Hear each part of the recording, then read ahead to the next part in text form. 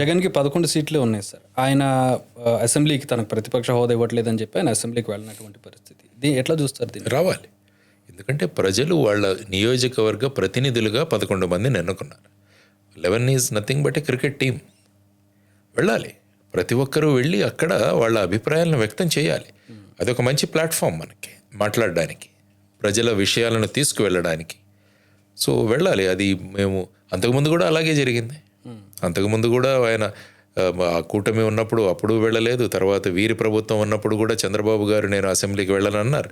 So ఈ విధంగా జరుగుతూనే ఉంది. కానీ అల్టిమేట్గా కోల్పోయేది ఏంటంటే ఆ నియోజకవర్గ ప్రజలు.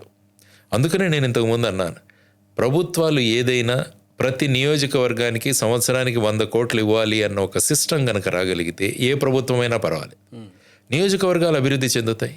ప్రజలు నిర్ణయించుకుంటారు, నా నియోజకవర్గానికి 100 కోట్లతో నేను ఏం చేయాలని, నాకు రోడ్డు కావాలా, బ్రిడ్జ్ కావాలా, లేదంటే మంచి స్కూల్ బిల్డింగ్స్ కావాలా, ఇవన్నీ కూడా నిర్ణయించుకొని. లేకుంటే ఏమవుతుంది, అపోజిషన్ ఎమ్మెల్యేలు ఉంటే ఆ నియోజకవర్గాలు అంతే, ఇంకా అసలు వాటికి ఫండ్స్ ఉండవు, వాటి అభివృద్ధి ఉండదు.